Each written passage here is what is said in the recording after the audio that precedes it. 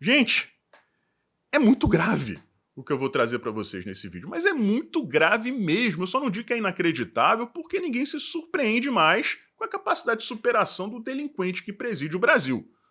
Tanto em falar bobagem, quanto principalmente em fazer. Neste caso aqui, ele trouxe lá daquela região de conflito um apreciador, um fã, um admirador, um apoiador do Hamas. É isso mesmo que vocês estão ouvindo. Eu vou trazer as publicações nas redes sociais do cara. Meu Deus do céu! Eu não sei o que falar. Mas não foi só isso, não. Ele também falou um monte de besteira. E é uma vergonha, gente. É um pesadelo por dia. A gente acorda pela manhã e se belisca. Será que a gente está vivendo isso mesmo? Um governo do PT, um governo do cara que foi condenado por unanimidade em 3 instâncias por corrupção. Uma pessoa que não consegue manter a boca fechada sem falar esse tipo de coisa, sem transformar o Brasil em um par internacional. Neste caso aqui, colocando em risco a vida de todos os brasileiros. Mas vamos lá. Vamos por parte. Vamos começar aqui por um dos subtemas, que também é gravíssimo. Tá? Vejam aí a notícia no canto da tela. O Brasil atravessando talvez a sua pior crise de segurança pública da história. E a preocupação do ministro de Direitos Humanos é com os presos. Ele vai mandar vistoriar um presídio em São Paulo, porque os presos estão vivendo ali em condições subhumanas. Ô Silvio Almeida, você já se preocupou em saber como estão as vítimas dessas pessoas? E assim, é muito louco. É uma inversão de valores diária que, e assim, eu fico pensando nas pessoas, não estou falando dos petistas não estou falando dos esquerdistas raiz, não estou falando daquelas pessoas que fizeram L porque o Bolsonaro falava muita bobagem. O que essas pessoas devem estar pensando agora? Não é possível que não sobre arrependimento na cabeça dessas pessoas. O nível de prioridade do cara, Silvio Almeida, por favor. Mas piora. Vamos entrar aqui na questão da dama do tráfico amazonense. Por quê? As despesas dela, da viagem dela a Brasília, em que ela visitou o Ministério da Justiça e também o Ministério dos Direitos Humanos, foram pagas pela pasta do Silvio Almeida. Ela disse isso e o Ministério confirmou. Agora eu pergunto para vocês, pessoal, que desculpa é essa de que quem marcou a reunião foi a advogada, né, a ex-deputada estadual do PSOL, que já recebeu pagamento do Comando Vermelho? Será que ninguém em nenhum dos 2 ministérios investigou a ONG, presidida pela Luciane Farias, esposa do tio Patinhas, líder do Comando Vermelho no norte do país? Como assim você banca a passagem de uma pessoa que preside uma ONG e você nem investiga para saber o que essa ONG faz? Quem dirige essa ONG? Tem um inquérito aberto, pessoal. A mulher tem uma condenação, está respondendo em liberdade. Não tem ninguém no Ministério dos Direitos Humanos, ninguém no Ministério da Justiça para apurar isso. Ó, a gente vai pagar a passagem dessa mulher. Ela é a presidente dessa ONG. Vamos ver qual é a dela. Eita, caramba, essa mulher aqui foi condenada. Ela está respondendo em liberdade. O marido dela é do Comando Vermelho, ela é conhecida como a dama do tráfico. Usa a ONG para lavar dinheiro. Não é novidade, isso não surgiu agora, depois da visita, não, gente. Tá aí, eu trouxe um documento para vocês. Sabe, o que está acontecendo? A população brasileira perdeu a capacidade de se revoltar porque isso é muito revoltante, isso é um escárnio. Mas piora, porque o Ministério da Justiça deu prosseguimento às solicitações da ONG da Luciane Farias. Então vamos lá. Ela teve sua viagem bancada. Neste momento, ninguém investigou. Quem era essa pessoa antes de mandar a passagem? Antes dela entrar nos ministérios, ninguém investigou. Ela vai nos ministérios, tem reuniões, faz solicitações e tem essas solicitações aceitas, porque deu andamento. Foram tocadas para frente. Nem nesse momento ela foi investigada. Qual a impressão que passa para vocês? Que se essa bomba não tivesse explodido, ela estaria lá até agora. A ONG dela estaria operando sem chamar a atenção de ninguém. Se bobear, estava recebendo ajuda, doação do governo. E aí, sabiam ou não? Essa é a grande questão, porque, na minha opinião, eu não estou acusando, mas eu tenho direito a ter uma opinião, é de que eles sabiam e não se importavam. Se a gente tem o Silvio Almeida preocupado com os presos de um presídio, ao invés de estar preocupado com as vítimas dos criminosos, é sinal de quê? De que eles não estão nem aí. Que não faz diferença para eles se ela é uma criminosa condenada, se ela é esposa de um membro do Comando Vermelho. Não é essa a impressão que vocês têm? É a minha. É a minha. Tá? É isso. Mais um capítulo desse escândalo. Né? Tem gente dizendo aí que se o Flávio Dino fosse mulher já tinha caído. Tá? Agora vamos lá, pessoal. Vamos falar um pouquinho do Lula e depois a gente chega ao Hassan Rabi. Tá? É o tal do brasileiro de Taubaté, que chegou aí junto com outros palestinos e alguns brasileiros também. Tá? O Lula, pessoal, fez outra live daquelas dele, que ninguém assiste. O candidato, né, o presidente eleito com 60 milhões de votos, um momento tinha 9 pessoas assistindo a live dele. Mas vamos pular essa parte, tá? Porque isso aí já é discurso batido, né? Ele deu 2 declarações que você para assim e fala, esse velho tá bebendo demais. Ou esse velho tá bebendo demais, ou então ele parou de tomar remédio. Não tem a menor condição. Moral e ética eu não vou nem falar. Legal, muito menos, né? Mas ele não tem mais condição cognitiva de exercer nenhum cargo, nem de ser sei lá o quê. Sei lá, porteiro de cemitério não tem condições. Do jeito que ele tá, ele deixa o morto sair. Vamos ler aí as 2 principais, tá? A primeira, ele fala que as bombas de Israel em Gaza vamos ler em detalhes, só lendo para acreditar. Lula insinua que bombas de Israel na faixa de Gaza agravam a crise climática. Nós precisamos de paz para que possamos cuidar da questão do clima. Mas, enquanto estamos lutando para diminuir o desmatamento, nós estamos vendo lá no Amazonas, tá, Lula? Recorde de queimadas. Os gases do efeito estufa, os caras estão explodindo bombas toda hora, disse ele. Quanto de gás estufa tem naquelas bombas? Vou repetir aqui para vocês. Quanto de gás estufa tem aquelas bombas? Gás estufa, Lula? Gás estufa, Luiz Inácio? Pelo amor de Deus! Pelo amor de Deus! Não é possível! Não é possível que no caminho entre o cérebro e a boca não tem um filtro, Lula! Um filtro! Não é possível que tu não tenha um amigo, uma cuidadora pra bater no teu ombro e dizer não fala isso, meu filho. Não fala isso! Gás estufa em bomba, gente. É muita humilhação para um país. É humilhação demais. Mas piora, pessoal. Piora. Vamos ver essa outra parte aqui. ONU de 1945 não vale nada em 2023, diz Lula. ONU, que vejam só, vive defendendo também aquele grupelho que o Lula gosta. Além disso, chegou ao ponto de dizer que ele era inocente. E ele está aqui cuspindo no prato que comeu. Lula voltou a afirmar que as atitudes que Israel vem cometendo no conflito na faixa de Gaza contra o grupo Hamas é terrorismo. A atitude de Israel com relação às crianças, com relação às mulheres, é atitude igual terrorismo. Não tem como dizer outra coisa. Tem sim, a não ser que você seja um aloprado delinquente que preside um país. Agora veja isso aqui. Quanto dinheiro jogado fora? Quanto dinheiro gastado numa guerra quando temos 735 milhões de crianças passando fome no mundo? Vamos repetir aqui.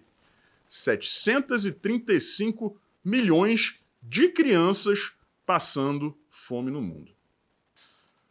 Ó, eu vou dizer um negócio pra vocês, tá? Eu nunca fui craque em matemática, não. Infelizmente, meu avô era um gênio da matemática, ensinou meus irmãos, meus primos, só que eu sou caçula, né? Então ele não teve essa oportunidade. Quando meu avôzinho faleceu, eu era muito criança ainda. Mas eu me viro. A população do mundo hoje, estimada, é de 7 bilhões e 800 milhões de pessoas. O que o Lula diz aí, 735 milhões de crianças passando fome, é o seguinte: uma a cada 10 pessoas vivas hoje na face da Terra é criança e passa fome. Vocês estão entendendo? Vocês estão entendendo? É assim, a cada 10 pessoas, uma delas não apenas é criança, mas é uma criança que passa fome. Vocês lembram daquele vídeo dele?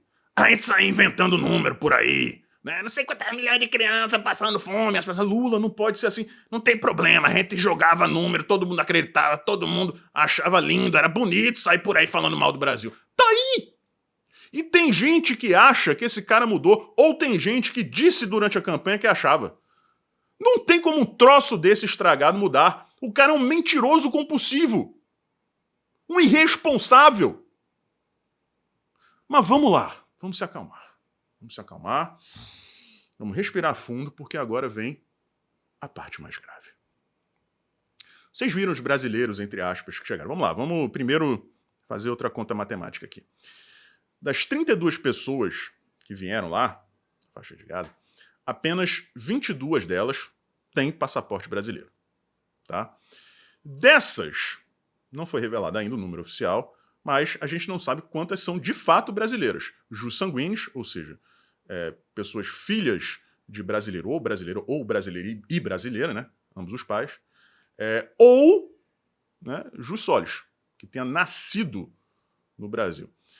Quando você nasce no Brasil e não é brasileiro, se você for filho de diplomata, tá? Se você tiver filho de diplomata em missão no Brasil, você não ganha a cidadania brasileira, a nacionalidade. Tá? Mas, caso contrário, você é brasileiro. Basta nascer aqui. Está de férias aqui no Brasil, né? Não é diplomata, nem nada, nasceu aqui no Brasil, jus solis, você é brasileiro.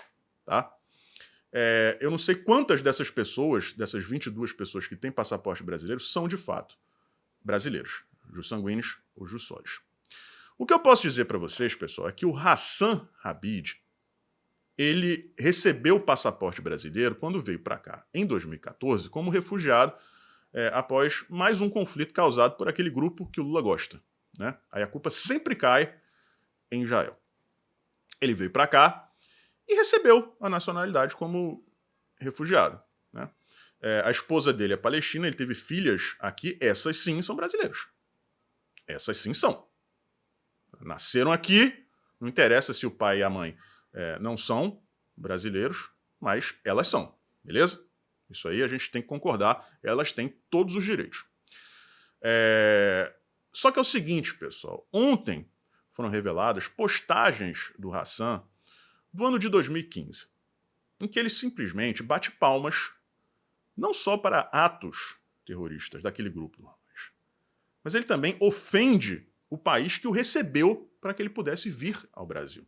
E isso explica muita coisa a respeito das atitudes do Egito. Tá? Vejam aí as duas postagens. Na da esquerda ele diz: não queremos violência, mas acho que este é o momento certo para explodir ônibus em Israel. Tá? Esse aí, galera, esse aí é um muçulmano pacífico. Tá? Que as pessoas fantasiam a respeito. Já na outra, na da direita, ele diz: o Egito e Israel são iguais. Os dois são FDPs. Vamos começar pela última. Vocês veem ali que ele xinga Israel, chama Israel de FDP. Tá? Israel é um chip implantado na cabeça do cara, então não tem como você mudar isso. Né? Ele nasce com essa ideia na cabeça e ele vai morrer assim. Tá? Eu vou até aproveitar a oportunidade para abrir um parênteses aqui, não vou dizer quem é, mas uma das moças que vieram agora, ela é lésbica. Tá? Uma jovem lésbica que tem namorada aqui no Brasil. Se as pessoas de lá, de onde ela veio, soubessem disso enquanto ela estava lá, e ó, não sou eu que estou fazendo a revelação não, tá nas redes sociais dela. Eu não tô revelando nenhum segredo não. Ela mesma fez questão de mostrar isso. Tá? Se as pessoas de lá soubessem disso, ela não estaria viva hoje. Tá? Em Israel, não. Em Israel, ela poderia viver tranquilamente com a namorada dela. Mais um motivo para essa pessoa, sim, seja bem-vinda ao Brasil. Aqui você vai poder viver. Mas mesmo assim, graças ao chip implantado na cabeça, ela acha que o vilão é Israel. Tá?